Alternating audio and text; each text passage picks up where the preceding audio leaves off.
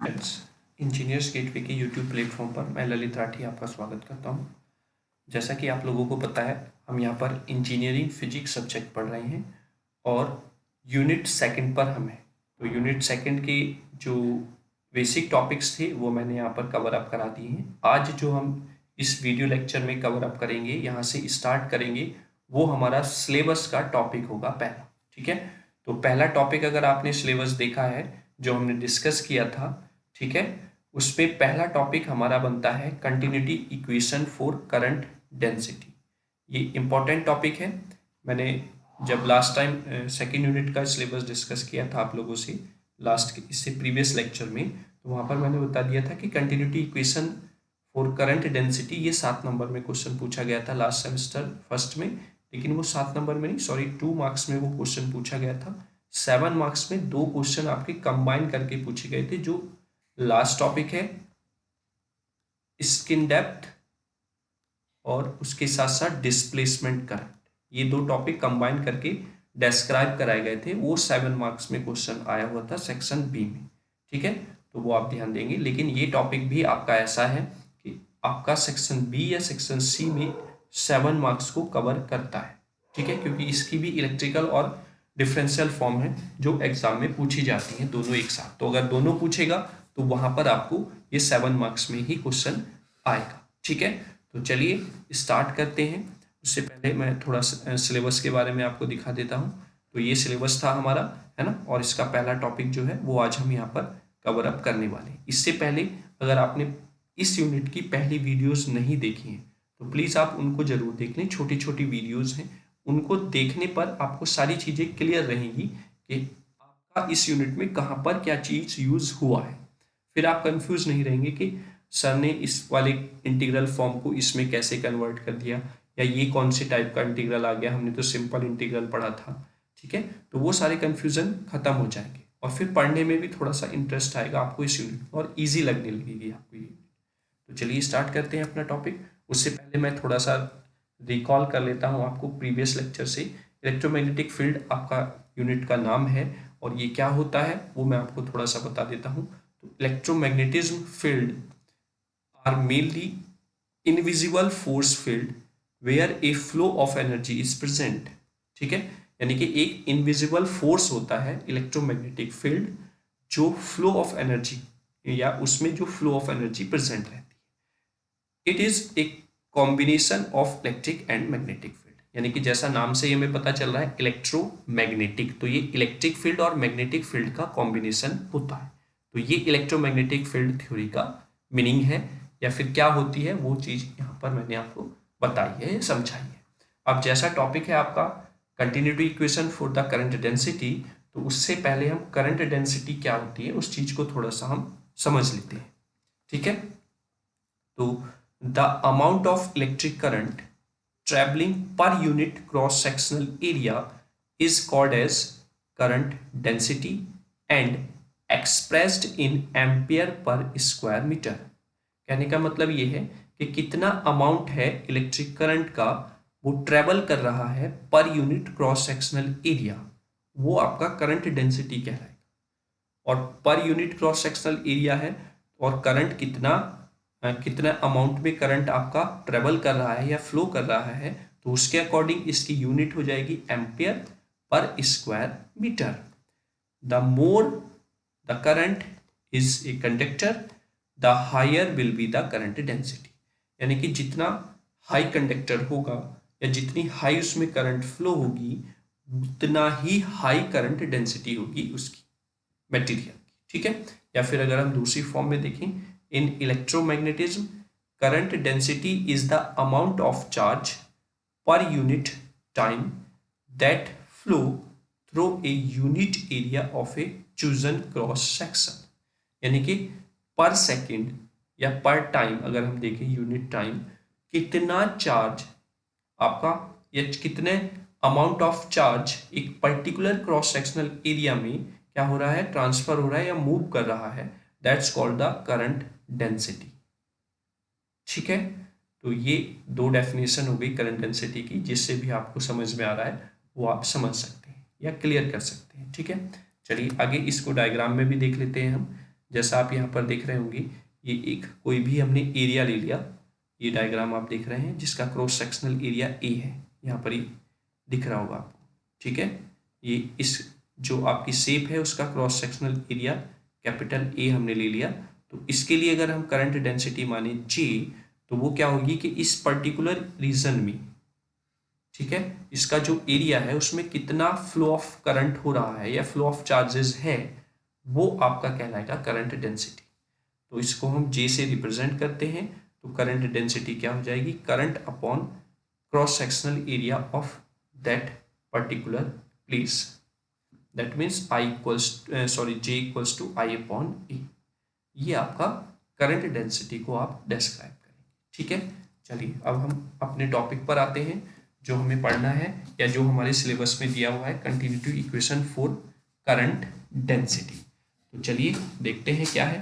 तो हम पहले इसका थोड़ा सा बेसिक लिख लेते हैं और फिर हम स्टार्ट करेंगे इसकी फॉर्म, इंटीग्रल फॉर्म में और डिफरेंशियल फॉर्म में हम इसको कैसे डिस्क्राइब करते हैं। तो लिखेंगे the continuity equation, the continuity equation of current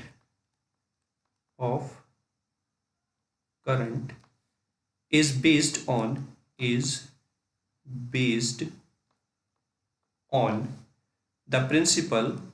the principle of conservation of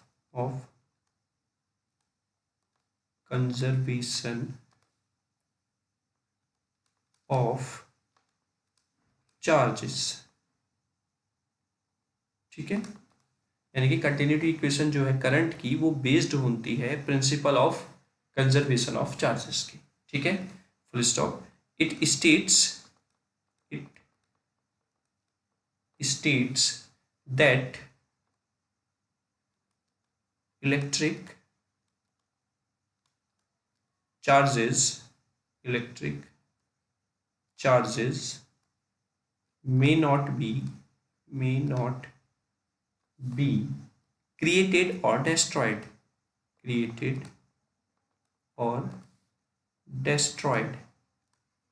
ठीक है।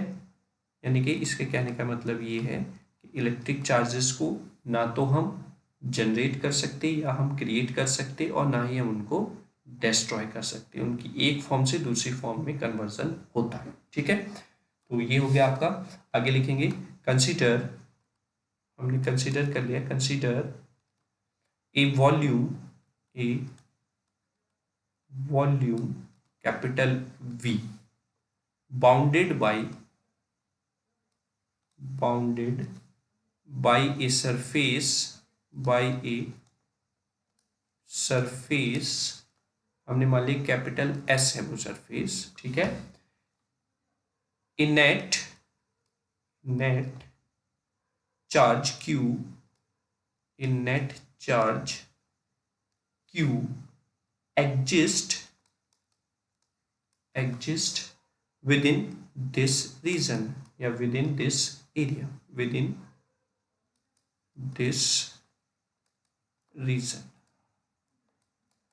ठीक है। यानी कि हमने मान लिया कि एक वॉल्यूम है कैपिटल V जो बाउंडेड है एक सरफेस कैपिटल S से, तो इसमें जो नेट चार्ज होगा Q वो एग्जिस्ट करेगा इस रीजन में, ठीक है। हमने मान लिया कि कैपिटल Q जो चार्ज है वो एग्जिस्ट करेगा इस पर्टिकुलर रीजन में जो हमने लिया है।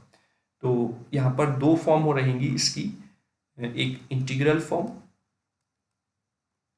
कंटिन्यूटी इक्वेशन की और एक आपकी डिफरेंशियल फॉर्म, है ना, ठीक है, differential form.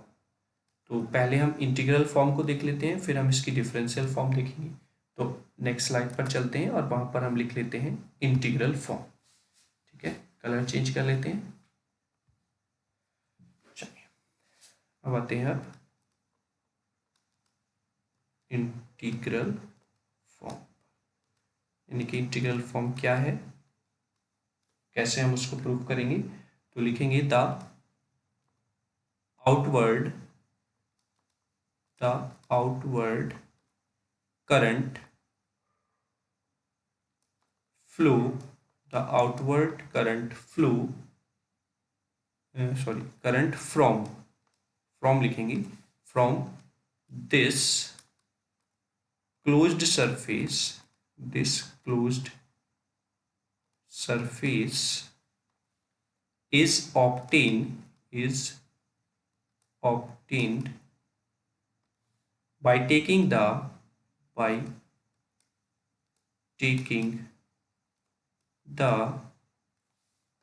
closed surface integral of current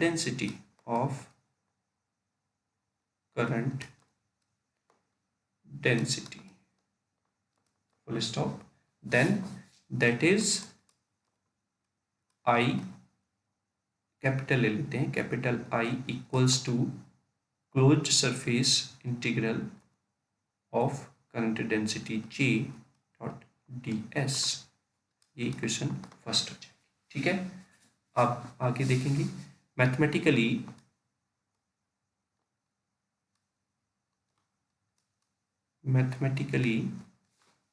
the current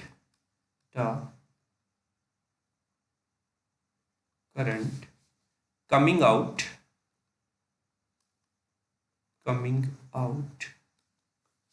from the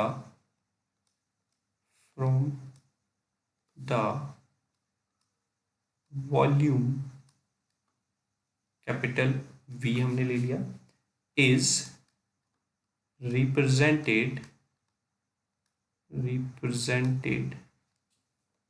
as a rate of current in that volume,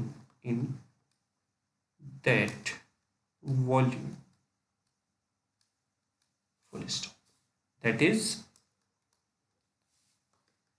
I equals to minus dq upon dt। कहने का मतलब क्या है कि हमने मान लिया कि करंट जो है वो मूव कर रही है from the volume V is represented as a rate of charge या sorry rate of current in that volume, और उसको हम डिस्क्राइब करेंगे I equals to minus dq upon dt। ठीक है, क्योंकि जो चार्ज का मूवमेंट है टाइम के साथ वही क्या होता है, फ्लो ऑफ करंट कहलाता है। ठीक है, then you put here equation number 2। Equation second यहाँ पर आ गई है। तो अगर आप देखें इक्वेशन फर्स्ट और इक्वेशन सेकंड को, तो इनको अगर आप दोनों को कंपेयर करें तो from equation first and second, क्योंकि दोनों करंट की वैल्यू है इसलिए आप दोनों को इक्वेट कर सकते हैं एक दूसरे के साथ। तो then you get closed surface integral of current density J ds, वो डायरेक्टली इक्वल हो जाएगा माइनस dq अपॉन dt के। ठीक है, तो ये आपका इंटीग्रल फॉर्म आ गया current continuity equation for the current density. ठीक है, तो ये आपका इंटीग्रल फॉर्म हो गया, और इसको हम अगर लिखें पुट करें इक्वेशन नंबर 3। तो I hope difference integral form क्या है और कैसे हमने इसको फाइंड आउट किया है वो आपको क्लियर हुआ होगा। अब इसी का हम डिफरेंशियल फॉर्म फाइंड आउट करते हैं। ठीक है, तो डिफरेंशियल फॉर्म कैसे हम फाइंड आउट करेंगे, या फिर वो क्वेश्चन में पूछ सकता है कि एक्सप्रेशन को आप लिखिए फॉर द इंटीग्रल फॉर्म या फॉर द डिफरेंशियल फॉर्म या बोथ, कोई सी भी आप टर्म्स वो पूछ सकता है। तो आगे नेक्स्ट हेडिंग लिखेंगे डिफरेंशियल फॉर्म,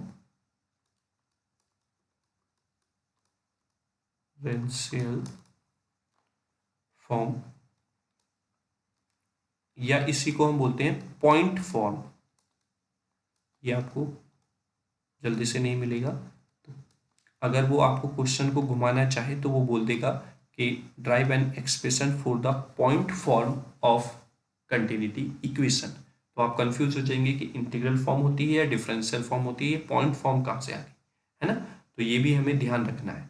अगर एग्जामिनर ने थोड़ा सा भी क्वेश्चन को घुमा दिया आपको क्वेश्चन आता था, लेकिन एक वर्ड की वजह से आप क्वेश्चन को अटेम्प्ट नहीं कर पाएंगे। ठीक है, कॉन्फिडेंसली अटेम्प्ट नहीं कर पाएंगे। बाई चांस अगर आपने तुक्के से अटेम्प्ट कर भी दिया और सही भी हो जाएगा, लेकिन आप श्योर नहीं होंगे कि हमारा ये सही है या नहीं है। ठीक है, तो चलिए अब हम पॉइंट फॉर्म या डिफरेंशियल फॉर्म में अपनी कॉन्टिन्यूटी इक्वेशन को फाइंड आउट करते हैं। तो लिखेंगे the point form of continuity equation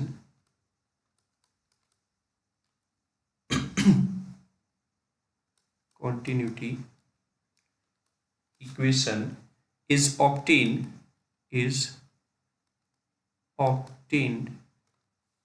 by using the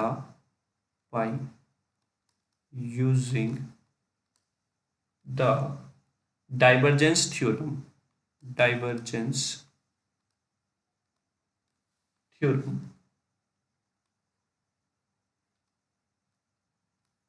which is, आप देखेंगे डाइवर्जेंस थ्योरम। अब जिन्होंने लास्ट के जो स्टार्टिंग वाले हमने टॉपिक पढ़ाए थे इस यूनिट को इजी बनाने के लिए, तो आपने जैसे मैंने यहाँ पर डाइवर्जेंस थ्योरम लिखा है, तो अगर आपने वो वीडियो देखा होगा तो आपके माइंड में तुरंत क्लिक कर जाएगा कि डाइवर्जेंस थ्योरम क्या करती है। तो यहाँ पर सर क्या लिखने वाले हैं ना, तो डाइवर्जेंस थ्योरम क्या है, surface integral of a vector equals to change into the volume integral with divergence of that particular vector।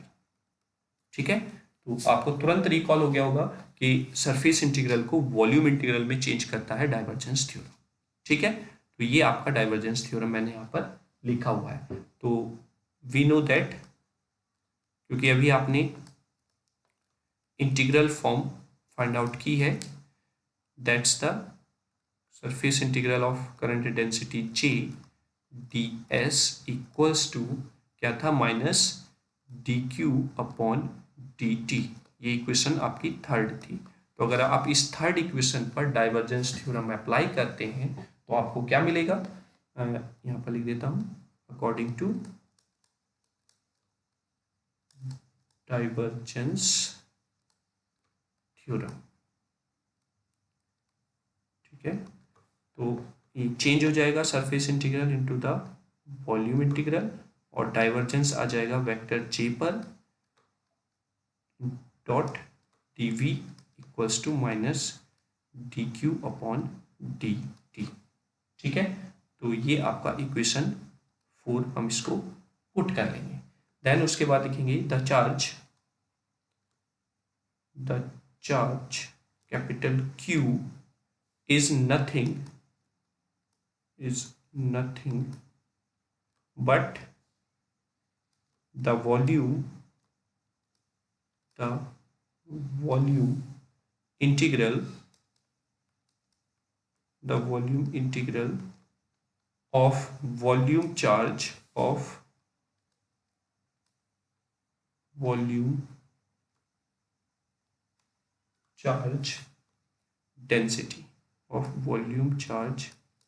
density that is Q क्या है, Q equals to volume charge density of, यानी कि वो क्या है, रो है डी उस पर्टिकुलर वॉल्यूम में।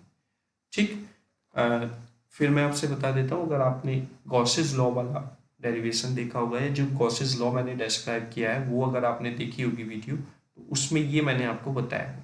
ठीक है, तो इसीलिए मैं पहले कह रहा था अच्छे से समझने के लिए यूनिट को, आपको वो छोटे छोटे टॉपिक्स जो मैंने कवर अप कराए हैं पहले, ठीक है, जो सिलेबस का पार्ट नहीं है, लेकिन उनको जानना, उनको समझना जरूरी है, वो इसीलिए मैं आपको बता रहा था। ये रो है, क्यों नहीं है बेटा, ठीक है, ये रो है क्योंकि करंट डेंसिटी है ना यहाँ पर। ठीक है, चार्ज डेंसिटी, तो ये आपका आ गया है।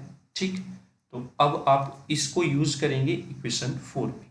ठीक है, जहां पर आपका D Q upon D T है, तो क्यू की जगह पर आप इसको, या ये क्यू की वैल्यू पुट करेंगे इक्वेशन नंबर 4 में। तो नेक्स्ट स्लाइड पे चलते हैं, और यहाँ पर हम लिखते हैं नाउ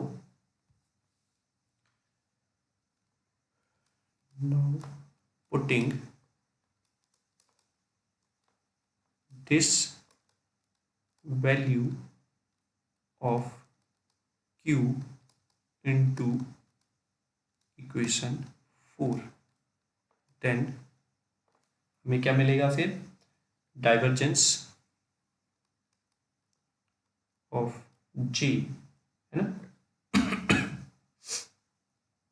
वॉल्यूम इंटीग्रल के साथ है divergence of J into D V equals to minus D upon T T और integral volume integral of rho V D V. ये आपकी इक्वेशन नंबर 5 हम इसको पुट कर देते हैं। ठीक है, चलिए आगे लिखेंगे here surface area is constant. ऐसा तो है नहीं कि सरफेस जो हमने लिया है जिसमें आपका चार्ज है उसका area time to time change हो रहा है, नहीं, वो कांस्टेंट है। तो दैट मीन्स सो दैट जो आपका डिफ्रेंसिएशन है डी अपॉन डी टी वो चेंज हो जाएगा इनटू द पार्शियल डिफ्रेंसिएशन। ठीक है, क्योंकि जो डिफ्रेंसिएशन होता है जब आपका कांस्टेंट फॉर्म में यूज हो रहा हो तो आप कन्वर्ट कर देंगे अपना differential form into the partial form, then equation 5 becomes, अब इक्वेशन 5 क्या हो जाएगी आपके पास, volume integral of divergence of current density into D V equals to minus volume integral of partial differentiation rho V upon partial differentiation with respect to T into D V. ठीक है, then आप देख रहे होंगे दोनों side क्या है, volume integral है, दोनों कैंसिल हो जाएंगे, then you get divergence of current density J equals to minus del rho V upon del T. ठीक है, या फिर हम इसको ऐसे लिखें, divergence of current density J इधर आके प्लस हो जाएगा, del rho V upon del T equals to 0। ठीक है, this one becomes like this. Put equation 6। तो ये जो 6th इक्वेशन है ये आपकी हो गई क्या, एक मिनट, ये नोटिफिकेशन आ गया था, ये आपकी डिफरेंशियल फॉर्म हो गई है कंटिन्यूटी इक्वेशन की।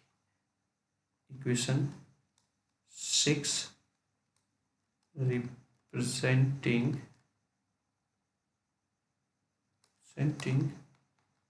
Differential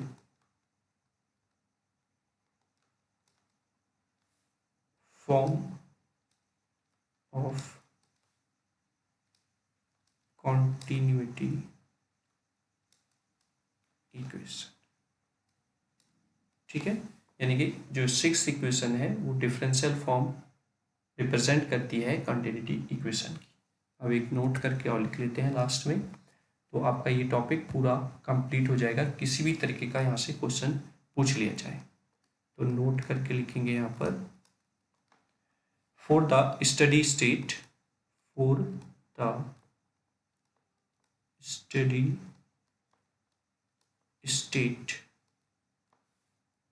form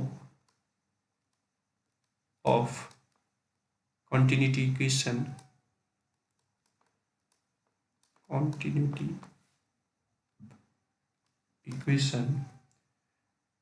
change in charge density